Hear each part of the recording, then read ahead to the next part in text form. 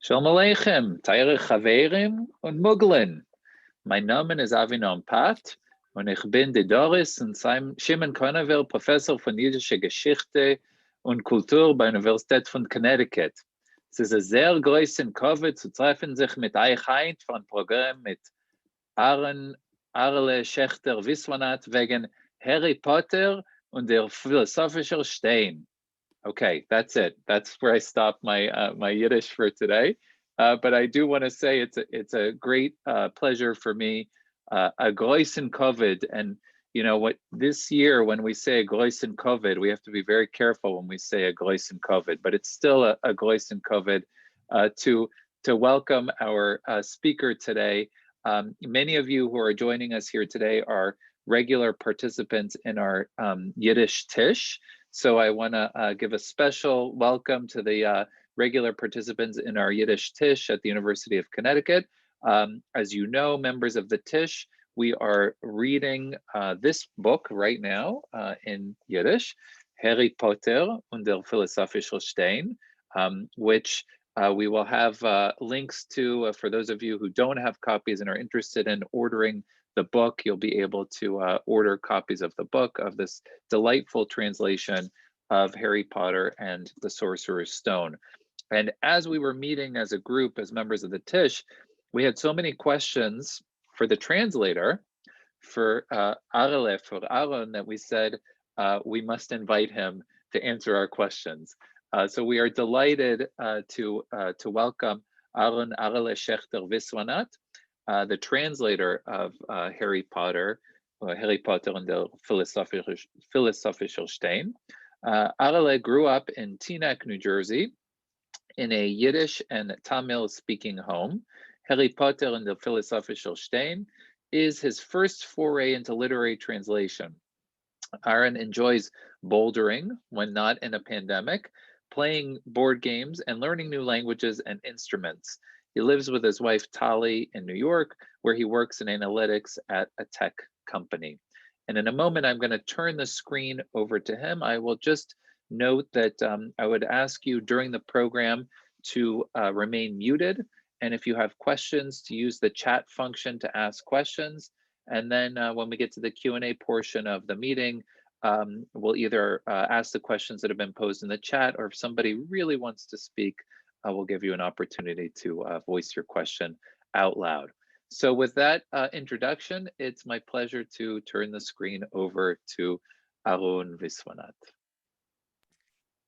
Großen Dank, Avi, für den freundlichen Heranführ.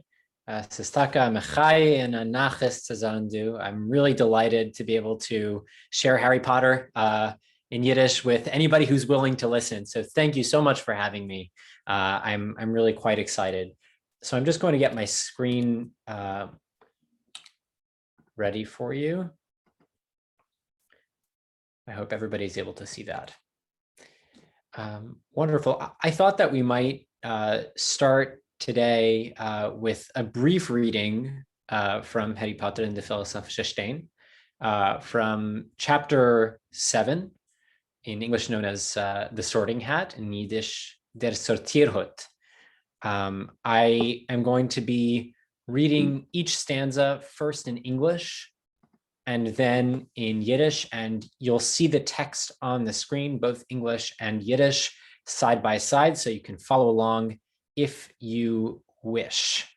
And note that you will be seeing the names of the various Hogwarts houses noted here, and I'll be asking you briefly which one you most closely identify with. So with no further ado, das Lied von dem Sortierhut. Oh, you may not think I'm pretty, but don't judge on what you see. I'll eat myself if you can find a smarter hat than me. Siz man punem nisch kan Schönheit, na de Schenkheit gonisch sagt. Geh gefinn mir noch a Hittel, was a Kopf wie mans vermogt.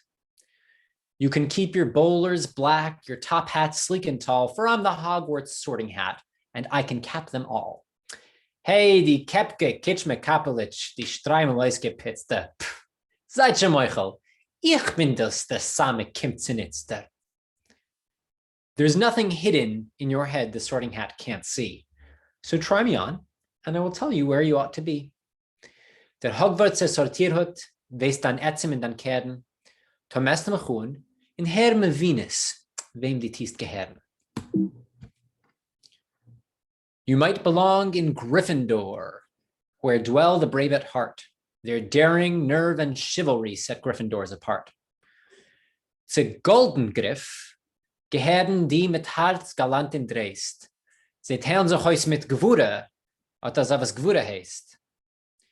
You might belong in Hufflepuff, where they are just and loyal.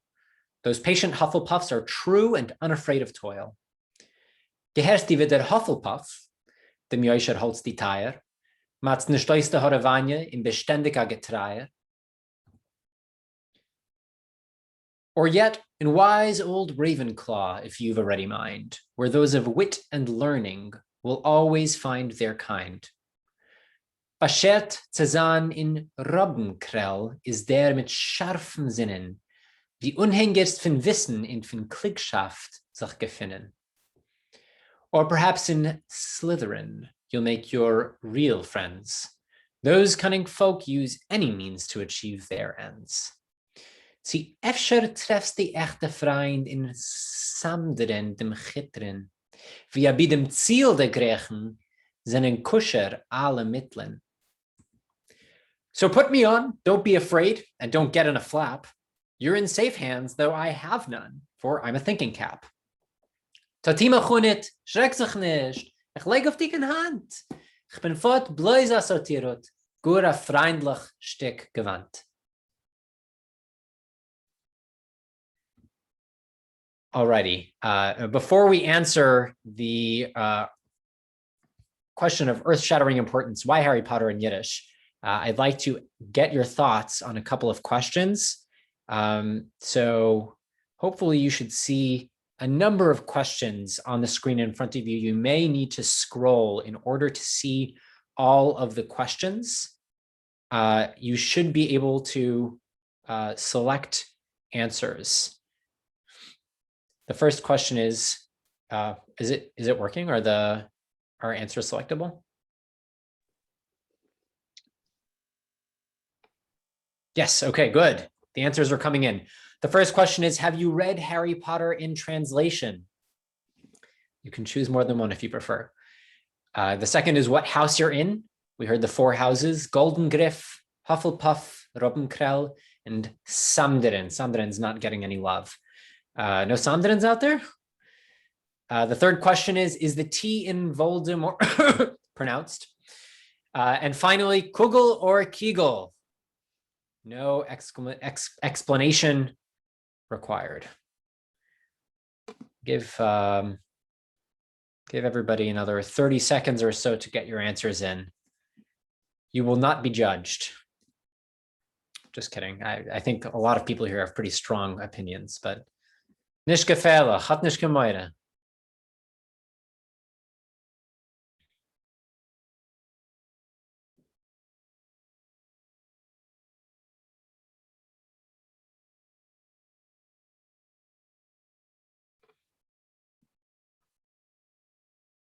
Okay, we'll give it another 10 seconds and then we'll review the answers, or review the responses rather, and then we'll move right along.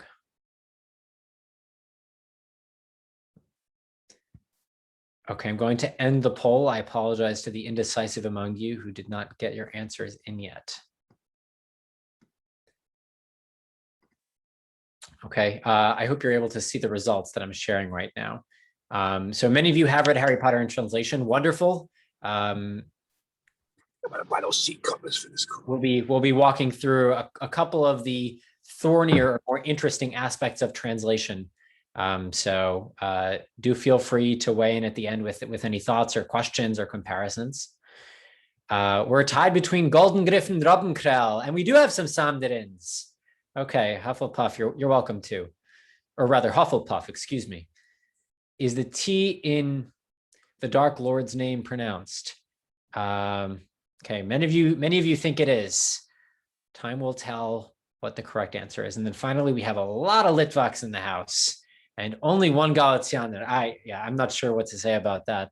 I myself, in case you couldn't, I was reading in a little bit of a mixed dialect, but that was more or less my southern Ukrainian pronunciation from Bukovina and Bessarabia. So I'm Kegel all the way. And why am I asking that? We'll see that in a moment. Okay, I'm going to stop sharing these responses now that we all know where we stand.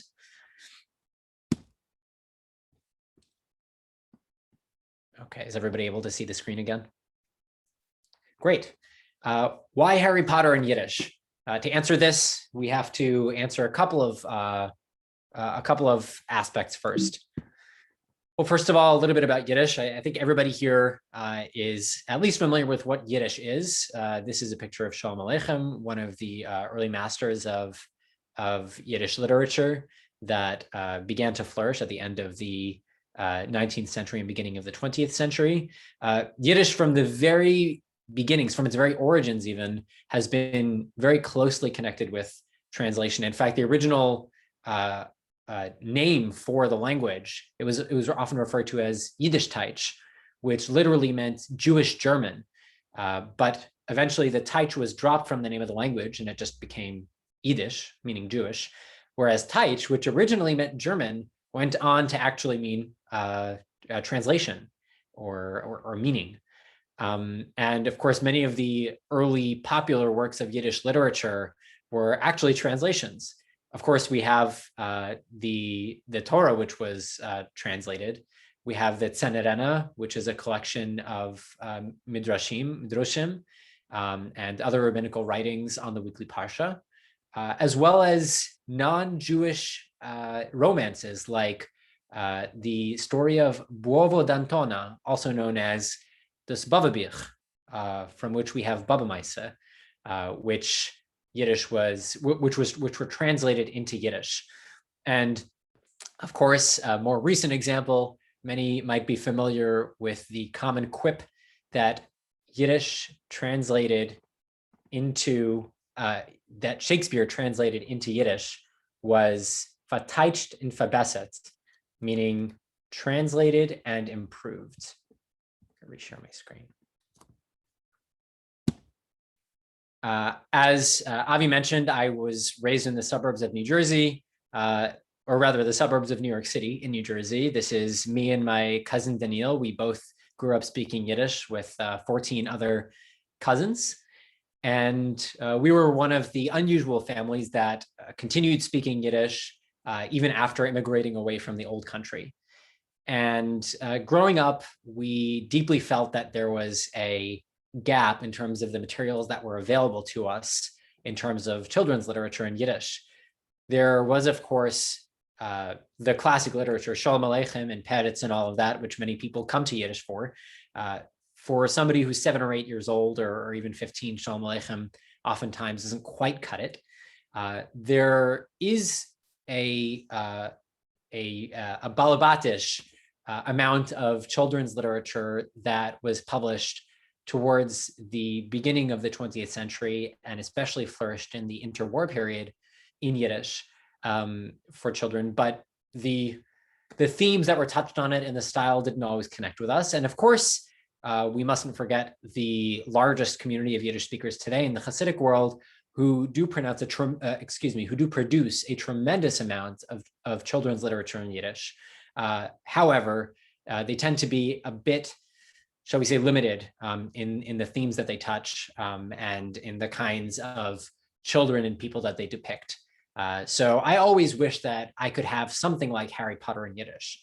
And after all, Harry Potter is the best-selling book series of all time. Not the best-selling book of all time, because that would be the Bible. But for many, Harry Potter might as well be the Bible. It's been translated, at least the first book in the series has been translated into over 85 languages. And all of those translations are immensely popular. And more recently, it's been translated into a number of minority languages where there might not necessarily be an obvious huge market. So it's not necessarily a tremendous money-making opportunity, but translations into Hawaiian, into Maori, into even Scots English have popped up. And so I thought why not translate Harry Potter into Yiddish? And actually, it wasn't me. It was my wife's idea. She and I had been talking about how I would like to raise my children in Yiddish, just like, or rather our children in Yiddish, just like I myself was raised in Yiddish. And she asked me if I truly intended to raise children speaking Yiddish in a world where there wasn't Harry Potter in Yiddish. And so thanks to her, that Harry Potter ended up in the world, as we say in Yiddish, it saw the light of day. And I must have sent an outdated bio to Avi because we now have an 8-month-old daughter who I've not yet started reading Harry Potter to, but I've put her on notice. It is in her future. Okay, so we already talked about whether you've read Harry Potter in translation. Harry Potter, translating any work of literature is challenging, but translating a work like Harry Potter, which with all of its attendant fantastical terminology, and even the fact that it's set in a very, very British boarding school setting, makes it challenging for somebody who would like to translate this into Yiddish, which whether or not you're an essentialist, you can't deny that Yiddish has many inherently Jewish qualities embedded in the language. And so you can't just willy-nilly change the names of the characters so that they feel at home in the Yiddish landscape. So Herschel Tepper for Harry Potter wouldn't fly, nor would Riven or Chana for Ron and Hermione. So what are the ways in which translating Harry Potter into Yiddish brings up some difficult points? Yes, okay, we talked about which house everybody's in. So one very surface level challenge is phonetics or phonology. What do you do when the word in the original has a sound that doesn't exist in Yiddish? Well, there's a couple of different options. Let's take Slytherin as an example. Slytherin is one of the names of one of the Hogwarts houses that has a snake as its mascot. And of course, Slytherin is a play on words on slithering, right? A reference to that snake. I did consult a number of other translations, only for this word. I tried not to read other translations so they wouldn't mess with my head. And some of them did indeed have Slytherin. I felt that it felt a little bit clumsy and it didn't quite flow in the Yiddish. So I wanted to explore what are some other ways that we could represent the name of this house while maintaining the sound symbolism and the general shape of the word without deviating too far from the original. And then it occurred to me that the word for venom or poison in Yiddish is sam. Those who don't speak Yiddish but know modern Hebrew will know that the word sam means drugs. In Yiddish, it means actually poison. And when you combine sam with derin, meaning therein or inside, you get Samdenin. So this was, I would say, one of the less frequent examples where I really chose to deviate from the original name in the text because I felt that it would flow better in the Yiddish and better convey the essence of the word. All right, we asked about whether the T at the end of Voldemort is silent. And the answer is sort of both. The author has claimed that the T is silent and that it is indeed deriving from the French vol de mort, which either means flight of death or stealing death, which of course is appropriate for the Dark Lord. And yet she has been caught on tape on numerous occasions pronouncing it as Voldemort. So as a translator, why is this relevant? It matters for Yiddish because Yiddish is, shall we say, an almost entirely phonetic alphabet. And so whether I have to choose whether I'm going to spell it with or without a tess at the end. But still, why does it matter? Well, there is a quirk with Lord Voldemort's name where in the second book, he reveals himself to Harry in the dungeon, in the Chamber of Secrets, and his name rearranges to turn into I am Lord Voldemort.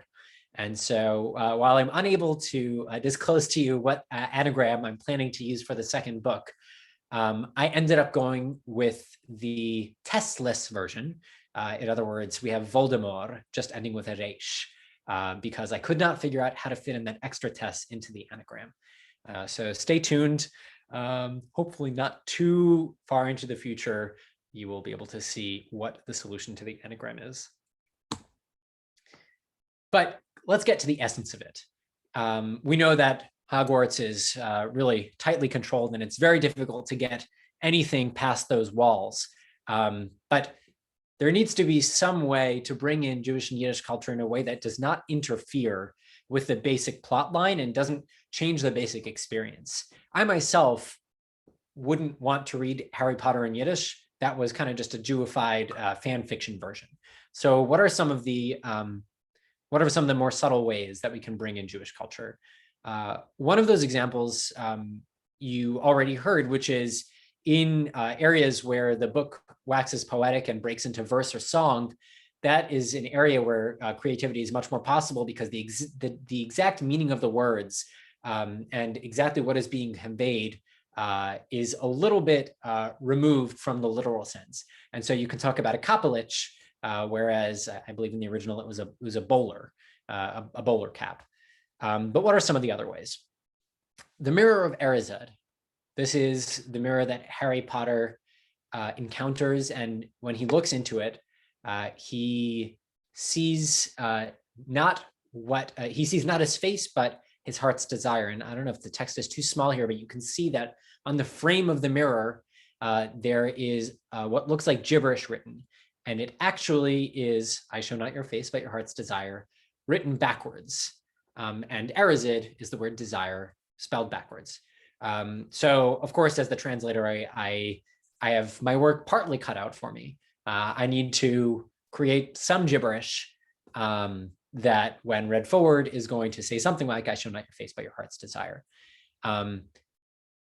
I'm curious, we won't do another poll, but if anybody in the audience is familiar with different ways of saying gibberish in Yiddish, one of those phrases is Targum-Loshn, which literally means the language of the Targum, or Aramaic.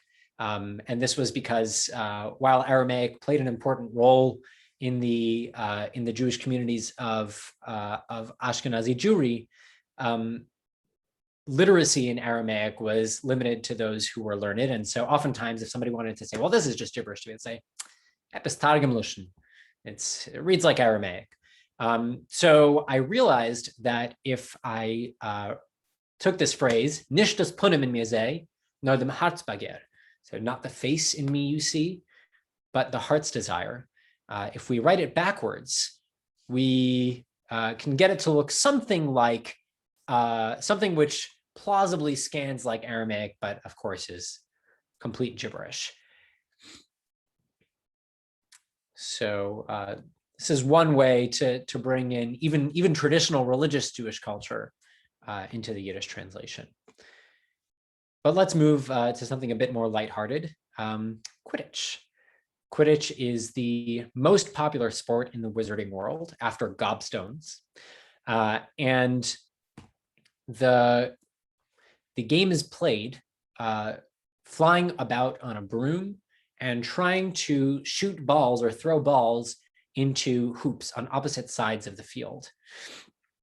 So some might argue, well, Quidditch sounds like a Yiddish enough name.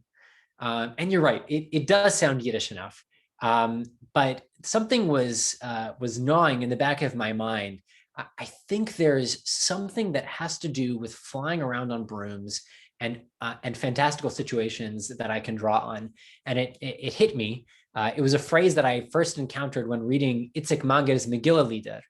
And the phrase is, As Gott will schießt er Besen, which literally means if God wills it, a broom can shoot, or perhaps in historical usage, it means something a broom can bloom or sprout flowers. For those of you who speak Hebrew but not Yiddish, you might know the phrase,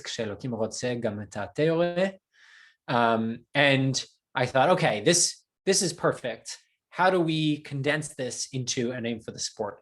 So I just started cutting out words until I was left with schieß and besim, shoot and broom. And so we got that the name of the sport is Schießbesen. We already conducted this final poll about Kugel or Kegel. So why do some of us say Kugel and some of us say Kegel? And why do some of us not eat Kegel at all? I won't answer that last question. I suppose it's a matter of taste. But Kugel and Kegel trace back to essentially the geographic distribution of Yiddish speakers and the dialects that match up with those geographic distributions. Typically Jews from Northeastern Europe that settled in the historical, what is it called? The Grand Duchy of Lithuania, in Yiddish simply known as Lita, which is much broader than modern day Romania and much broader than modern day Lithuania, and encompasses many parts of Poland. Those Jews spoke, and their descendants today speak Litvish Yiddish, or I shouldn't say just descendants. They should be alive and well, those who were born in Lita in Europe.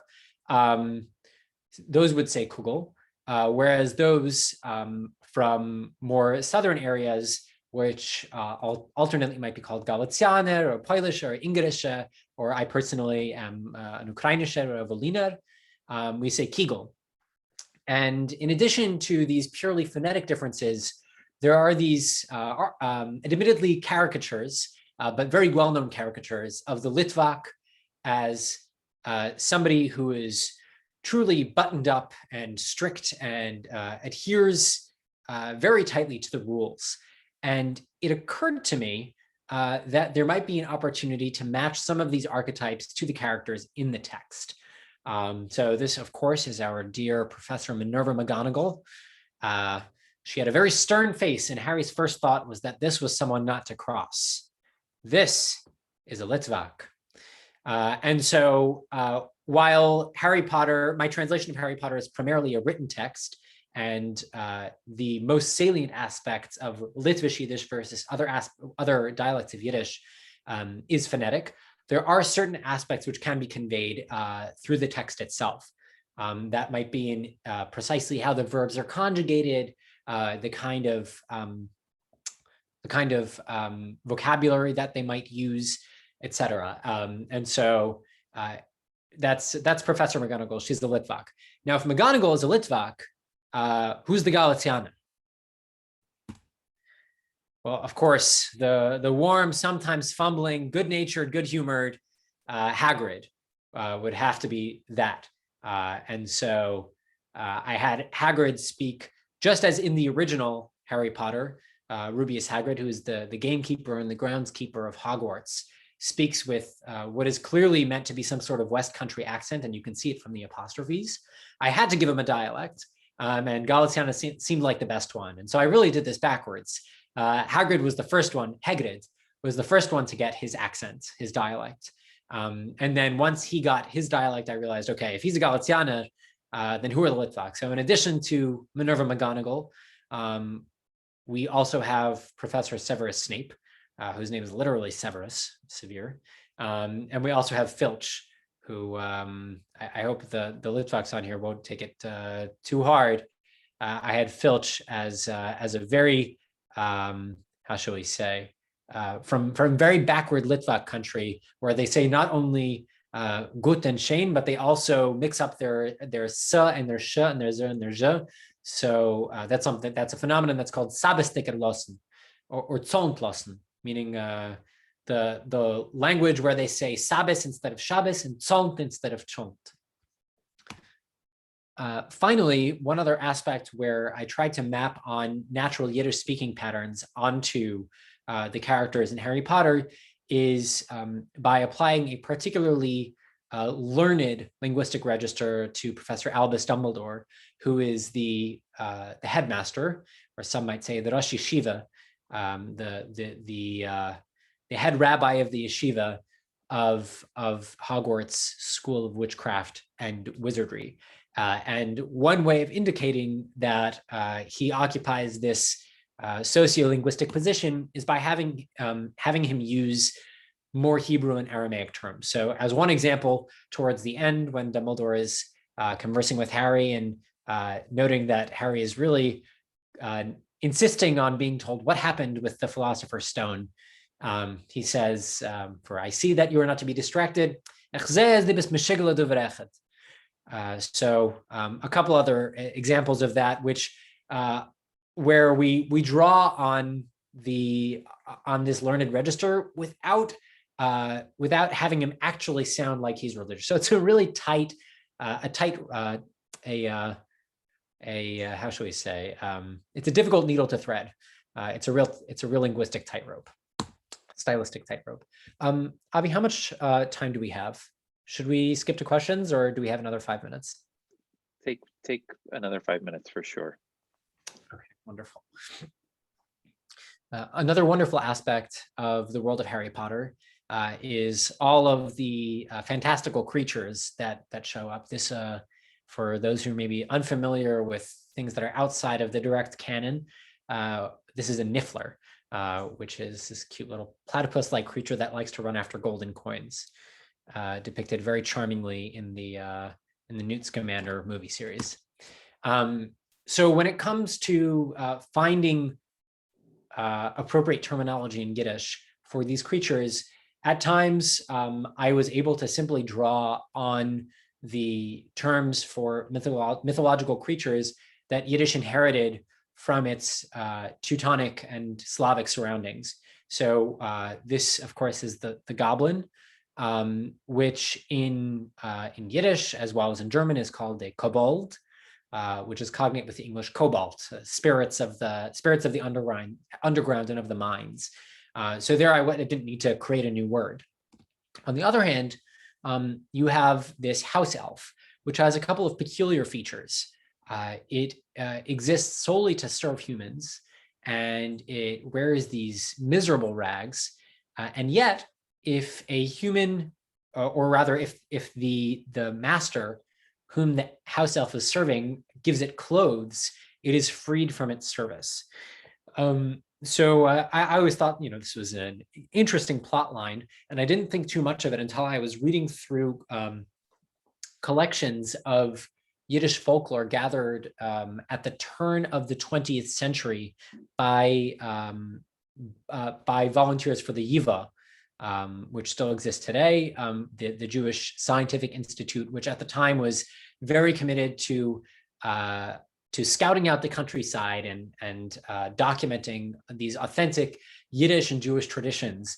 And they told of this mythical creature called a shretel or shretel, which would show up at the house of a tradesman. So let's say, for example, a shoemaker, and the shoemaker would leave out their leather towards the end of the day, ready to work on it the next day. They would go to sleep.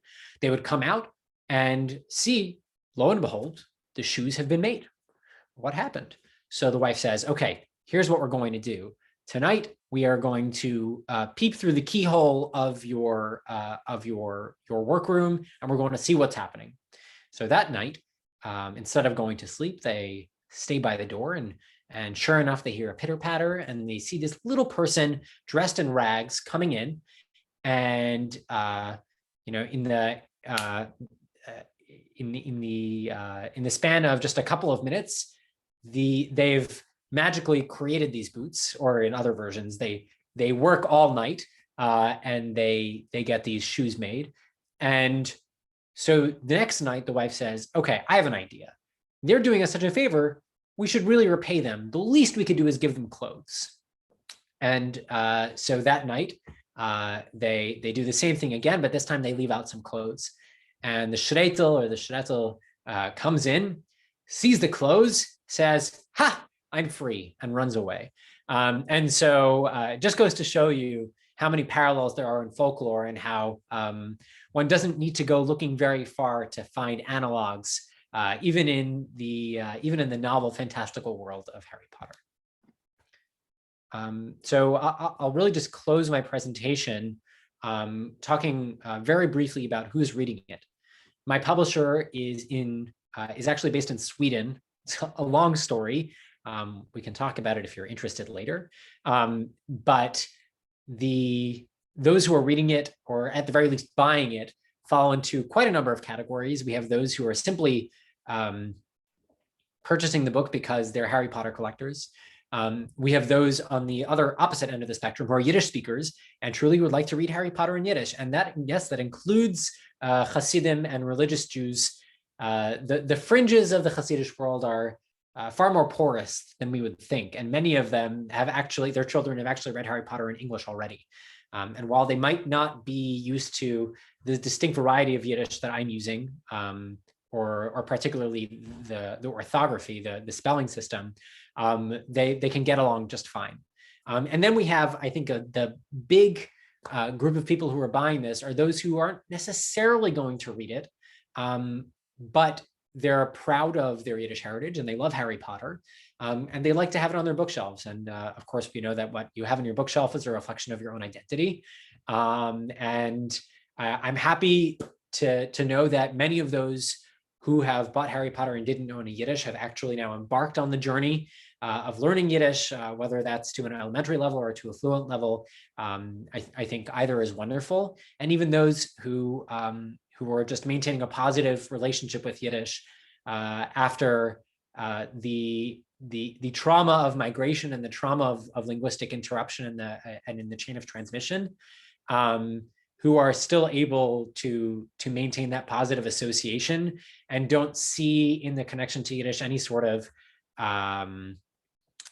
contradiction with modern identity or with Zionist attitudes. I applaud them, and yes, I hope that we'll have Harry Potter in Yiddish for the later books as well. But as we say, as Gott wird geben Zeit und geben Koyach. Hopefully I'll have the time and the energy. So I'll say bli neder.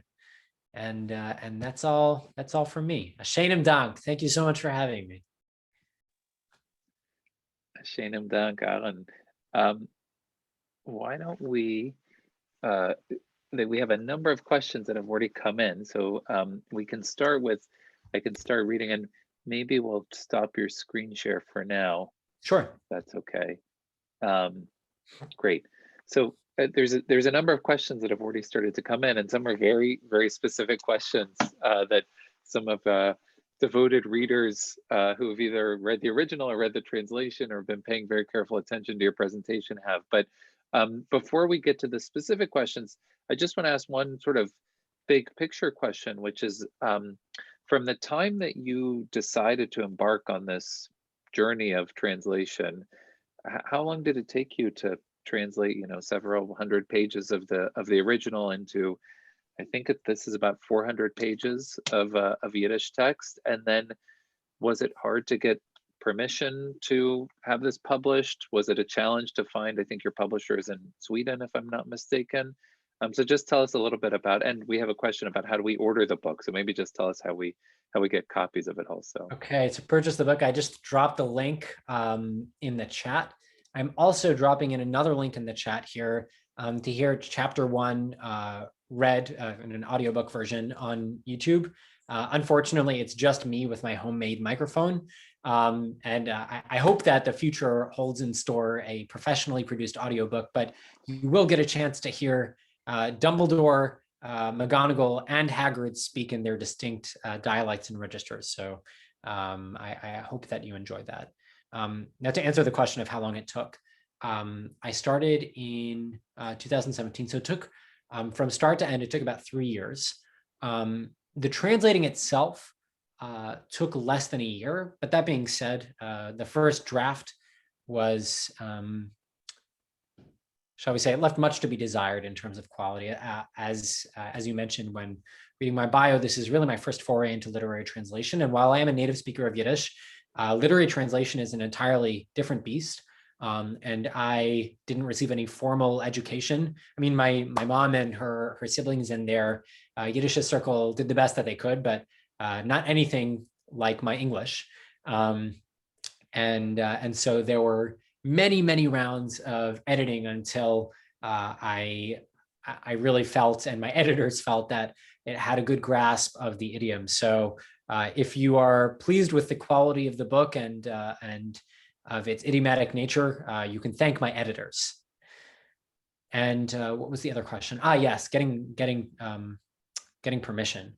I myself simply have a relationship with the Swedish publisher, and because the people at Harry Potter are große Machos, they don't give a first-time translator like me the time of day. And fortunately, my publisher in Sweden had already published a number of other Yiddish books, and so they gave the rights to them, and then I had an agreement with my publisher. So luckily, I didn't have to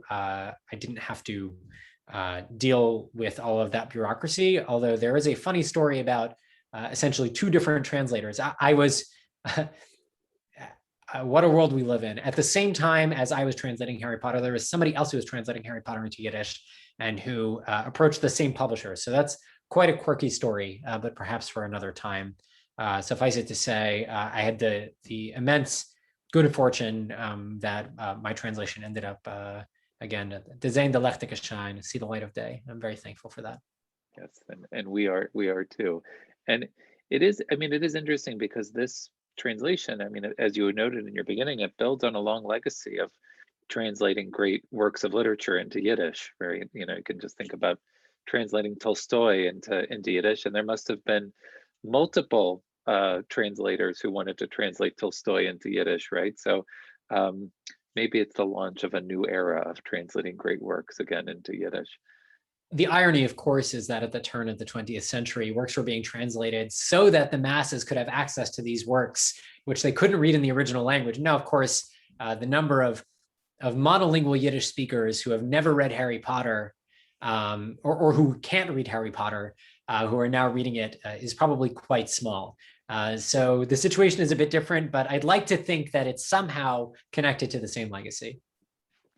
Okay, so we have some questions from your devoted readers. So let's, Nathan Young asks, was the stone in the mirror when Harry first saw it? And I don't know if you need more, or you can answer it based on that. Yeah. This is a plot question.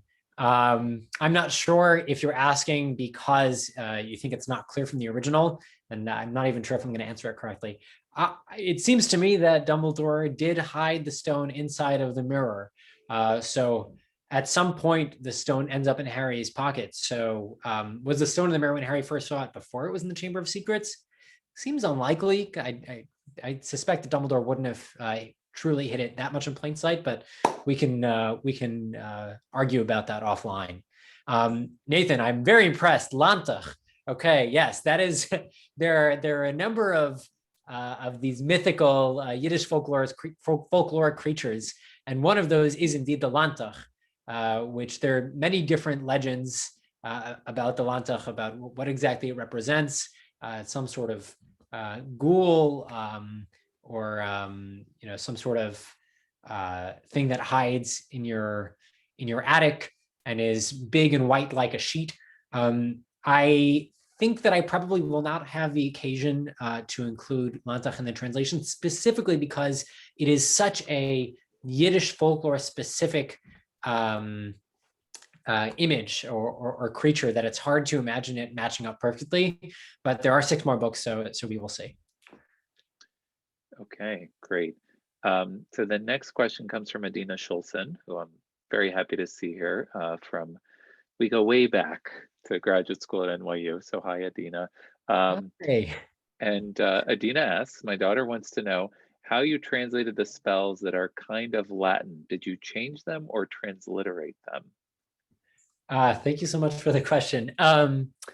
Yeah, so Yiddish, those among the audience who only grew up hearing some Yiddish at home or know it through English might not have as much exposure to this, but Yiddish as a well-developed language with multiple registers, including a literary and academic register, is very at home when it comes to what are called internationalismen, or words of international origin, often from Latin or Greek. And so most of the spells that show up in the first book, like locomotor mortis or Petrificus totalus, or Wingardium Leviosa, which, okay, Wingardium is, okay, it's not really Latin, but it's close enough. Those I mainly left alone. There are spells in later books. For example, in book 2, there is Expelliarmus, which of course is referring to the ability to expel the weapon, the arm that somebody else is carrying. So I'll have to get creative there. And of course, there's other spells like Ridiculous, which of course is not Latin either. So I'm not quite sure. If you guys have any suggestions about fun ways to say Nadish-Katen, feel free to send them in. I'll put my email in here, and then in 5 or 6 years, Mitzvah Hashem, if we'll actually no, Ridiculous doesn't. Yeah, Ridiculous shows up in book 3 with the Prisoner of Azkaban. Okay, so hopefully one day. That's my email address. If you have any suggestions for Ridiculous, let me know, and I'll be sure to credit you. Great email address, by the way. Oh, I didn't use my professional looking one. I'm sorry. You can only find me at gmail.com. So Leon, who is a regular attendee at our virtual Tish, which we've been doing which has been great, a virtual Tish this year, and we share the screen and we all read the same text. It actually works very, very nicely. So Leon asks, and this comes directly from questions that have come up in our reading together. So the first line, Mr. and Mrs. Dursley from the, now in English, it says they're number 4 Privet Drive, but in Yiddish, you translate von der Legustergasse. So this is just an example of, I think, things that you were alluding to. When do you decide to, in a case like this, why is Privet Leguster, and why did you use Leguster, and why in some cases do you use the original English word? We halten schon bei the Pitchifkis. We're really dealing with the small details here. So Privet Drive is one of those names which carries force simply as a proper noun, but also indicates that, the close readers of the text would argue, also indicates that they are really private people, and that's what privet refers to, that the Dursleys really like to keep to themselves. But of course, privet is also a botanical term and refers to a type of hedge. And so I decided to just go with Liguster, which is the name for a type of hedge in Yiddish. It happens to be that in the German translation, they use Liguster as well. So perhaps it was the Ligusterstraße or something like that. So I had to give up on the explicit sound symbolism with private, but yes, Ligustergasse. I'm muted. One of the things that's interesting and that we've noted as we've been reading the text is, and I wonder, sort of, you've talked about your knowledge of Yiddish, but also regional knowledge of Yiddish. Do you? It seems that sometimes you use different words that might be more Deutschmerisch, some words that might be kind of, and you talked about the characters who embody sort of regional dialects, but does that also influence kind of the words that you use to translate? So sometimes you use a more German word, and sometimes you use a more Lishon Kodesh word. And are you thinking about that as you're going through with the translation, or?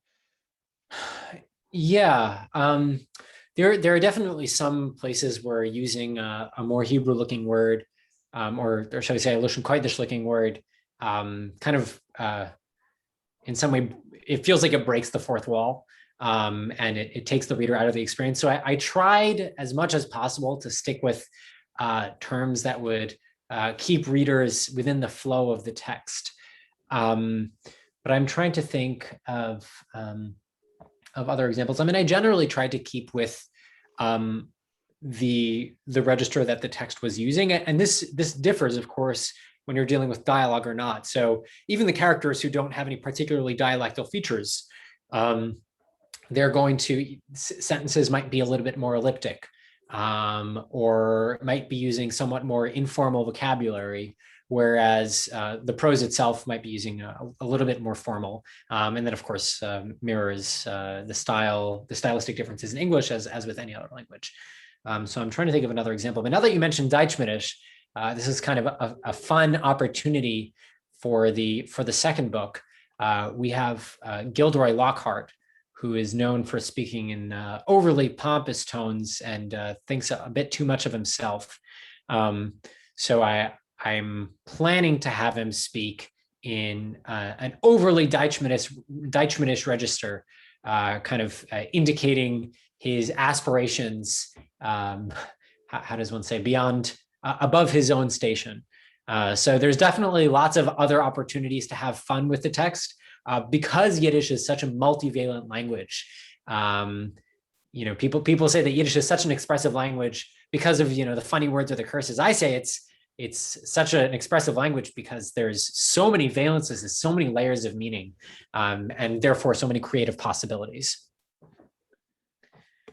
Yeah, no, it is fascinating, and it actually, as you've done brilliantly in this translation, it enables you to have multiple layers of meaning, right? Where you're not just, and that does raise I want to ask this other question, then I'll come back to this question that I wanted to ask you, but I'll ask Alexander's question next, which is, you talk about sort of your that you grew up in a Tamil-speaking home, and your also facility with different types of Yiddish and dialects of Yiddish.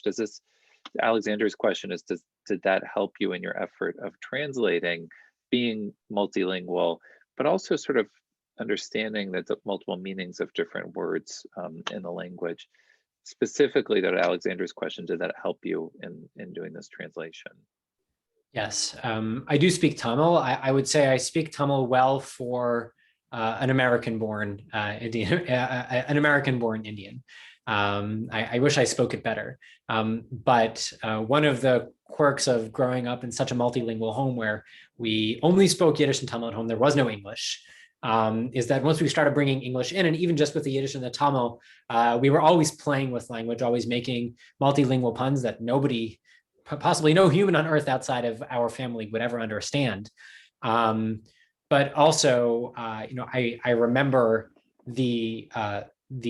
or rather my parents tell us of how fascinating it was when we were young children, when it came to the moment when we realized that for example, the owl that was in the Tamil children's book was the same kind of animal as an owl in the Yiddish children's book. So I think from a very early age, we have the opportunity to realize that meaning can both easily be abstracted away from the linguistic forms, and can easily be reapplied to linguistic forms in creative ways.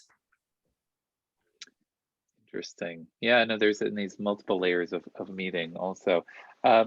Okay, a couple other questions that are coming in, but I did want to ask you before I get to this next question about from Sarah and Sebastian, when you're translating and you're thinking about the multiple layers of meaning, who's your ideal reader? I mean, who are you imagining is going to be reading the text? Because you've inserted sort of different associations in it, and some readers might get those associations, some not. So do you have in mind, are you thinking about sort of the average Harry Potter fan who might want to read this in Yiddish? Are you thinking about academics who are interested in sort of studying Yiddish? Are you thinking about this Hasidic reading audience who might be reading, or is it all of the above? I think the primary answer is for myself and for my children and those immediately around me. And so broadly, I suppose the answer is for the Yiddishist world and those who want to learn Yiddish. I honestly, I think of pretty much anybody who's studying Yiddish in a classroom setting, or perhaps now on Duolingo, to be doing so because they perceive value in Yiddish. And whether you like it or not, I think of you as a Yiddishist. And the Yiddishist world has a shared, not just a shared vocabulary, but also shared culture and continuation of folklore, the golden Akate of folk song. And so a lot of the references that I inserted, of course, I tried to nod towards traditional Jewish culture, but also towards Yiddish folk songs.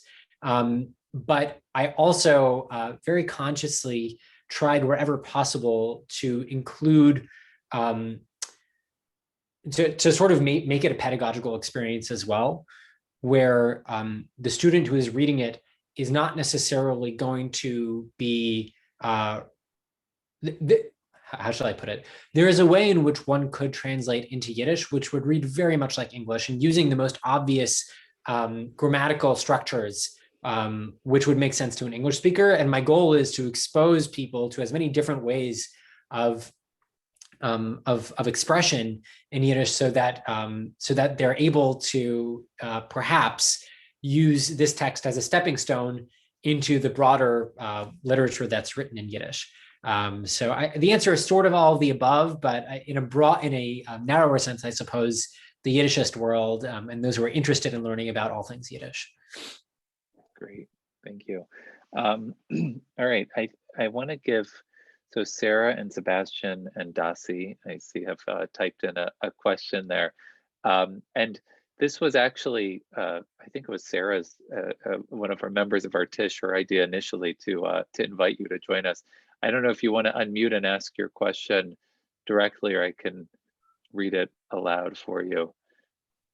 Go ahead, Sebastian. Yeah. Sure. So thank you very much. This is really fascinating, and we're both, members of this Yiddish Tish, and we really enjoy it so much. So one of the questions we had was that in reading that Mr. Dursley's company makes these drills, and the term is Eekbergs, and we were curious to know where that term came from, because it doesn't come from Hebrew, obviously, and we couldn't. On many occasions when we read words that we don't know, then we look, are they from Ukrainian, or are they from Polish, and and French, or who, wherever. But this one is really a tough one, so we couldn't find it anywhere, and we were just curious about it. I love that you asked this question. I myself actually had to look up the etymology, because when I initially wrote the text, I grew up primarily hearing and speaking Yiddish, and to me the word is Egber, so I always thought there was a gimel there, ayin gimel beis ayin resh, and my editor corrected it to Ekber with a kif, so which I would still pronounce as Egber for phonetic reasons. And so I thought, well, what kind of word is Ekber? And I looked up the etymology, and it turns out it is purely Germanic. The first half of the word is ek, meaning a point or a tip, and the ber is an elided form, or a reduced form of the word boyer, which is like to bore, like a borer, a boring machine. So ekber is a boring machine, a spiky borer. Well, that's fascinating. Thank you very much. I'm a native German speaker, so it hadn't occurred to me, but this makes sense. Yeah, thank you very much. How do you say drill in German? Bohrer. Bohrer. Okay. Yeah. So that okay. I saw your head nodding, so I saw that. Yeah. and as I mentioned in the chat, when we're reading this, sometimes we talk about the English translation, and so we say, well, the Yiddish original is so much better than the English translation, but then catch ourselves. That's the biggest nachas that I can have. Thank you so much. It's awesome. Oh, yeah.